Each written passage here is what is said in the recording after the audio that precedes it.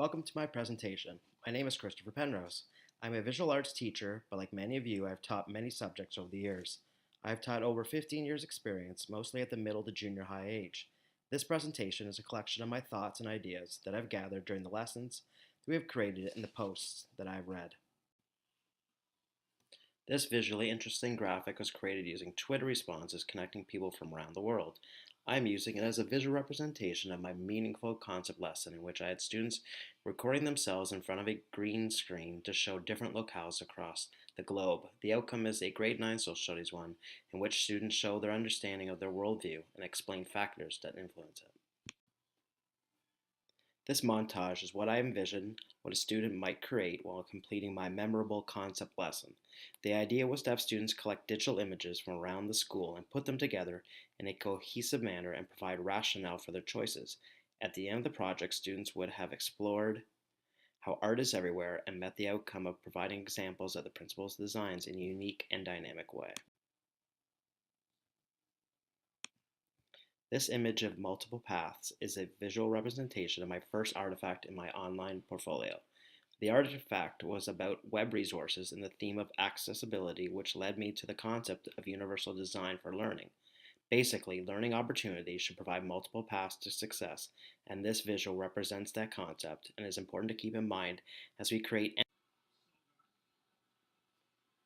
So on this slide, I'm using like the open gate as a metaphor for a reflection when I looked at websites and online resources, the use of gatekeepers and passwords making online resources difficult to obtain squashes the spirit of creating content and sharing that content.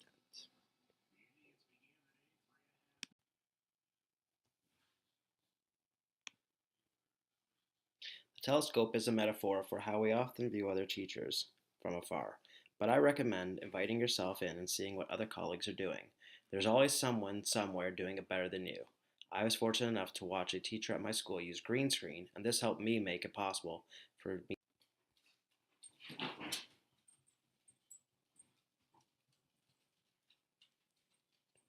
Just relax, boys. These masks represent creating context for a lesson. In my mask unit, I started with the end. I show them examples and purposely leave these masks around my room in the days. This image shows how failure is part of the learning process. It is important for students to realize that failure is okay.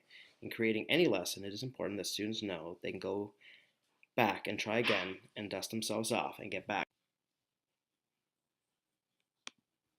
Following up on the topic of failure, it is equally important to provide one-on-one conferencing during major projects. Students will respond more positively to an informal feedback session over written feedback and a whole lot of red ink. The message you deliver is clear and direct and is rarely not reflected in their final work. I chose this simple word because it sums up what we as educators want to be.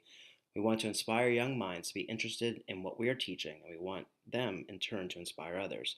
We also want to inspire our colleagues. I've had the experience of teacher mentors who have inspired me to do more and try more.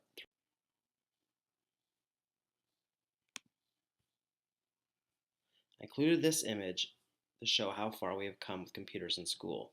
E-learning during my schooling would have looked like this: a simple video game with little educational content and very limited interaction. As we know, students today are growing up with more powerful technology in their pocket than what was available 30 years ago. The question is, how do we integrate?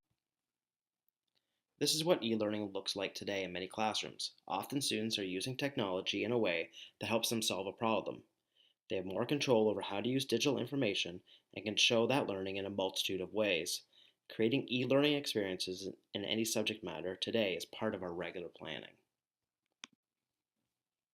This image speaks to the future of e-learning. The use of virtual reality is available now and should start becoming part of our schools. The teaching of science and other subject areas will be forever changed. Instead of seeing an image in a book or dissecting animals, students will likely be interacting in a virtual setting. We as educators need to continue to upgrade our skills to better serve the future of our students. Where is the teacher in this picture? Something I learned is that sometimes it's best to point students in the right direction and then get out of the way. Giving students a chance to try out new technology is the best way to figure out what they can do and what still needs to be taught. After that playtime, then they can build the confidence to take it further. This image from an elementary classroom reminds me about the push for technology in our classrooms is happening at a younger age. However, with concerns about screen time, we as educators may need to ensure that those times with technology are balanced with other activities and the e-learning lessons are meaningful and purposeful. I've learned that technology can be fun. E-learning opportunities can replace traditional learning methods. These students are engaging in literacy that I've never seen before. The total class engagement is remarkable, and seeing these examples and many of the lessons posted in our course helps us to see what is possible in our own teaching. One cannot underestimate the power of creating a safe and positive environment to allow children of all ages to learn. One thing I've learned from this course and the sharing in our postings is that technology has the ability to even the playing field for all students. Technology is making learning accessible for all learners, no matter their disability or impairment. The use of green screen was a key e-learning component of my lesson plan. I envisioned a scene like this, where students would record themselves in front of famous works of art. Students would work collaboratively on an art movement, but would be responsible for their own segment. Overall, I found students are bored with art history, and I thought the use of technology and working as a team would spark interest in this topic. This is a photo of a teacher in her class in the US. She applied for and won a huge corporation donation from a tech company. The issue of funding and how to do many of the e-learning lessons we have planned actually happen has been discussed in our forums.